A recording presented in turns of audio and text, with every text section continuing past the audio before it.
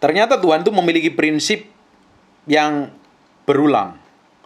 Ternyata Tuhan itu memiliki cara bagaimana rencananya dia itu harus jalan di muka bumi ini.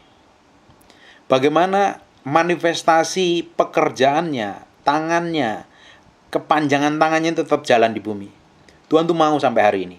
Tuhan tuh mau sampai hari ini. Dan yang mau dipakai adalah kita. Semuanya tanpa terkecuali. Kalau kita available, tersedia, dan menyediakan diri untuk dipakai Tuhan. Saya sudah ngomong berkali-kali, Tuhan rindu lebih daripada kerinduan kita dipakai Tuhan. Kerinduan Tuhan itu lebih dari sekedar kerinduan kita untuk dipakai Tuhan. Tuhan mau rencananya itu jadi di muka bumi. Tuhan mau segala sesuatu yang Tuhan gambarkan atas muka bumi ini terjadi. Dan harus melalui orang-orang yang siap dipakai.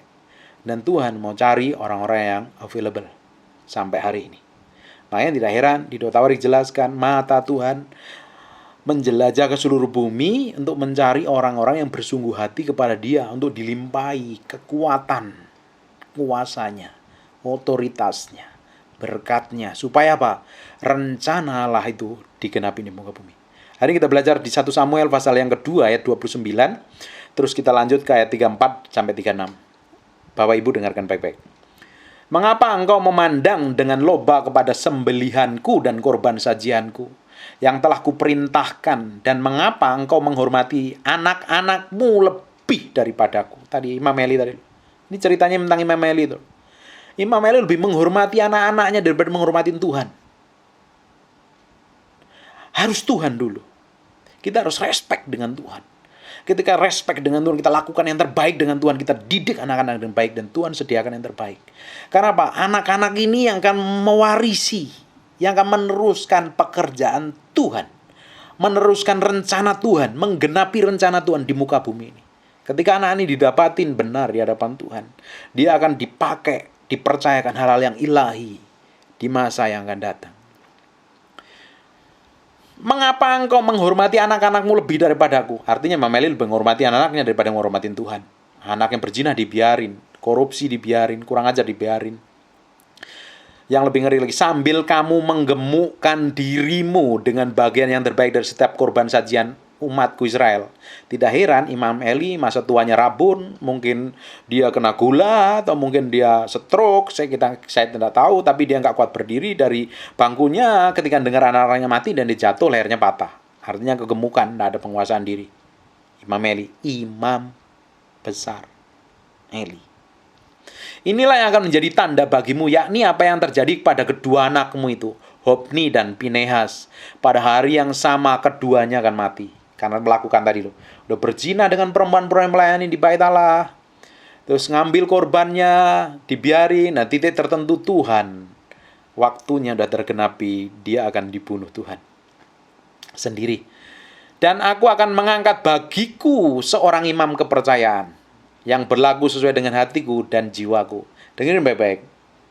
Ketika seseorang ini yang hari ini dipakai Tuhan dan tidak setia melakukan apa yang Tuhan mau, melakukan hal jahat di mata Tuhan, instan surga bergerak, siapin penggantinya yang baik. Nah, ketika Tuhan percayakan sama kita hari ini, apapun yang Tuhan percayakan sampai hari ini, dan kita tidak pernah lakukan dengan setia, Tuhan akan ambil, Tuhan akan suruh orang lain menggantikan posisi kita. Ngerti nggak ini? Bapak Ibu, apapun yang Tuhan percayakan hari ini, Bapak Ibu mesti kerjakan dengan baik. Didik anak, jadi istri, jadi pemimpin keluarga, jadi pegawai, jadi karyawan, jadi bos, jadi apapun juga kerjakan dengan baik. Ketika Tuhan dapatin apa yang Tuhan percayakan itu kita kerjakan dengan baik, Tuhan akan tambahkan. Tapi ketika Tuhan dapatin apa yang kita kerjakan tidak kita kerjakan dengan baik, Tuhan akan ambil. Dan Tuhan, ya jatah kita akan dikasih kepada orang yang bisa mengelola dengan baik. Ingat nggak tentang perumpamaan uang mina? Dikasih 1, dikasih 2, dikasih 4. Yang 4 jadi 8. Atau yang 5 jadi 10. Dan yang 2 jadi 4. Yang 1 nggak diapa-apain. Yang 1 diambil, dikasih yang bisa mengembangkan dengan banyak. Dan ujungnya apa? Yang 1 dibuang Tuhan. Dengerin baik-baik ini. Ini hal pentingnya. Dan aku akan mengangkat bagiku seorang imam kepercayaan yang berlaku sesuai dengan hatiku dan jiwaku. Berlaku sesuai dengan hatiku dan jiwaku. Kalau kita dipanggil sama Tuhan, jadi hamba Tuhan, jadi pendeta, atau jadi apapun juga, kita harus melakukannya. Apa yang kita lakukan, kehidupan kita itu harus sesuai dengan isi hati Tuhan dan keinginan Tuhan. Itu penting. Makanya Alkitab ngomong, bukan orang yang berseru kepadaku Tuhan, Tuhan, tapi orang yang melakukan kehendakku. Kehendak apa? Isi hatinya Tuhan yang dikerjakan. Amin. Dan aku akan membangun baginya keturunan yang setia, teguh setia. Keturunannya dibangun. Kalau didapatin kita ini orang yang setia dengan Tuhan, keturunan kita akan teguh dan setia. Terus, artinya apa? Keturunan kita jadi berkat, jadi orang benar. Sehingga ia selalu hidup di hadapan orang yang kuurapi. Kemudian siapa yang masih tinggal hidup dari keturunanmu akan datang sujud menyembah kepadanya. Meminta sepenting uang perak atau sepotong roti, dan akan berkata, tempatkanlah kiranya aku dalam salah satu golongan imam itu, supaya aku dapat makan sekerat roti. Bayangin, anak-anak Imam Eli keturunannya, nanti akan datang pada keturunan imam yang diangkat Tuhan tadi, minta makan. Artinya sangat kekurangan sekali loh. Karena sangat kurang ajar di hadapan Tuhan. Satu kejadian. Oke? Anaknya Imam Eli, posisinya diganti Tuhan. Samuel yang menggantikan. Sekarang kita buka Kisah Para Rasul pasal yang ke-13 ayat yang ke-22. Dengerin baik-baik.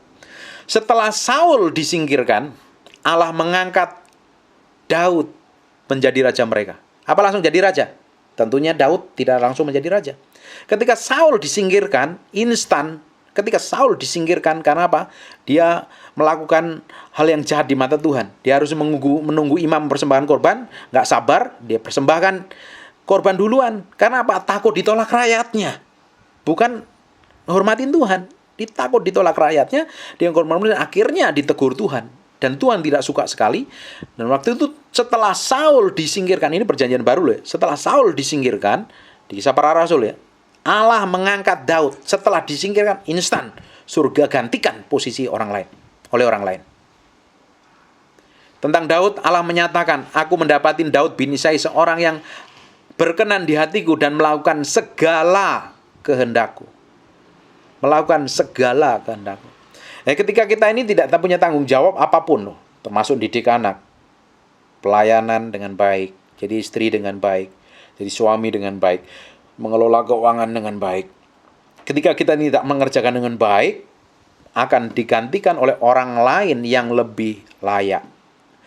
Saya pernah ngomong hal ini, kalau Bapak Ibu hari Minggu ke gereja, terus besok minggunya nggak ke gereja, bangku yang Bapak Ibu dudukin, digantikan orang lain untuk dudukin. Artinya apa? Di belakang kita ini, banyak orang yang available, yang tersedia buat Tuhan, yang lebih punya hati, lebih suka melayanin, lebih untuk siap dipakai Tuhan. Ketika didapatin kita nggak benar di hadapan Tuhan. Makanya kita mesti jagain hati dengan baik nih. Pelayanan bukan hanya sekedar pekerjaan, tapi hati kita yang melayani dengan baik. Kalau kita nggak didapatin sesuai dengan mau Tuhan, orang udah ngantri gantiin kita. Amin. Ini hal yang penting sekali loh ini. Ini agak berat memang. Tapi kita mesti tahu ini. Supaya apa? Kepanjangan tangan Tuhan yang bekerja melalui hidup kita ini terus, jalan terus nih. Rencananya jalan terus nih. Jangan sampai kita ini nggak didapatin Tuhan, nggak sampai finish strong. Sampai garis akhir. Mencapai garis akhir. Tuhan mau kita mencapai sampai garis akhir. Tidak berhenti di tengah jalan. Tidak hancur-hancuran. Tidak kacau. Tidak jatuh dalam dosa. Tidak mengulang kesalahan yang sama. Ini contohnya baru ada 2. Banyak sebenarnya di Alkitab. Orang-orang yang gagal di tengah jalan. Ketika 12 muridnya, Tuhan Yesus salah satu muridnya dipakai iblis untuk memberontak, Yudas. Yang gantikan siapa? Melalui undi namanya Matias. Sebenarnya Matias melalui undi. Sebenarnya digantikan oleh Rasul Paulus. Nama Matias disebut hanya 1 kali dalam Alkitab. Sebenarnya menggantikan Matias adalah Rasul Paulus. Langsung digantikan. Dan lebih hebat menggantikannya. Bahkan Paulus nulis 3/4 perjanjian baru. Dipakai luar biasa sekali. Ketika didapatin hamba Tuhan yang tidak berkenan di hadapan Tuhan, selalu diganti dengan posisi orang lain. Jagain hatimu. Jagain hatimu dengan baik. Jagain motivasi hati ini juga penting. Motivasi hati kita ini penting dijagain loh. Supaya kita ini tidak terjebak, tidak jatuh, tidak hancur, tidak gagal, tidak rontok sampai tengah jalan. Kita harus benar-benar belajar mengerti rencana Tuhan, mengerti jalan-jalan Tuhan, mengerti ritme Tuhan, mengerti isi hati Tuhan. Memang kita nggak langsung mengerti, tapi kita akan belajar step by step. Waktu demi waktu kita berjalan terus, kita belajar terus, kita belajar terus, kita belajar terus. Belajar dari kesalahan, kegagalan, kelemahan, terus belajar. Sampai kita bertolak dari iman yang satu kepada iman yang lain. Iman yang satu kepada iman yang lain. Sampai rencana Tuhan itu jadi dalam hidup kita. Penting. Kita jangan sampai gagal. Ketika kita gagal dan kita nggak mau berubah, Tuhan siapkan pengganti kita pada orang lain di hadapan Tuhan.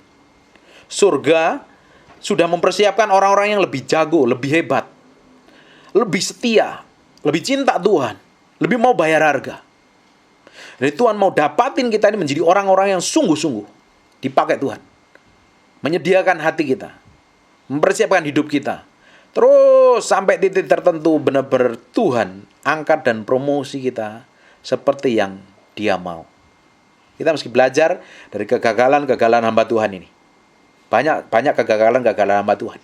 Dan selalu Tuhan gantikan oleh orang pengganti-pengganti yang lebih setia, lebih cinta Tuhan, lebih mengasihi Tuhan, lebih tunduk, lebih mau dibentuk, lebih mau diproses. Kalau Bapak Ibu nyerah hari ini, banyak orang lain sudah ngantri di belakang kita, menggantikan posisi kita. Bapak Ibu malas nyari Tuhan, masih banyak orang lain mencari Tuhan, lebih setia. Dan mereka lebih siap dipakai Tuhan. Dan mereka lebih powerful untuk dipakai Tuhan, yang lebih luar biasa sekali. Dan tentunya kita akan ketinggalan jauh. Makanya ada ayat ngomong, yang terdahulu menjadi yang terkemudian. Yang terkemudian jadi yang lebih terdahulu. Karena apa? Orang yang di belakang kita nanti akan lebih memberikan dirinya. Bapak Ibu, hari ini kita melayani Tuhan luar biasa. Hari ini cinta Tuhan. Tapi lihat nih, generasi-generasi yang belum bertobat mungkin, yang mungkin belum lahir, nanti mereka akan lebih pakai luar biasa. Kita akan ketinggalan jauh dengan mereka. Orang-orang yang hari ini mungkin belum bertobat, hari ini kita sudah bertobat, tapi kita nyantai dengan Tuhan, nggak mau bayar harga, nggak mau cinta Tuhan. Tapi beberapa tahun yang akan datang, mungkin 5-10 tahun yang akan datang, ada orang-orang yang baru bertobat dan mereka lebih setia, lebih mau bayar harga, lebih mencintai Tuhan, lebih mengasihi Tuhan. Dan mereka adalah orang-orang yang dipakai lebih hebat dibanding kita. Kalau kita berjalan pelan tanpa mau mengejar Tuhan, kalau kita nyantai tanpa mau mengejar Tuhan, kita harus kejar Tuhan.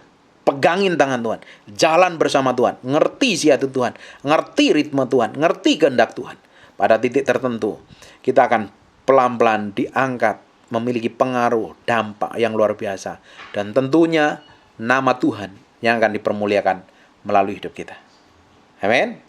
God bless you.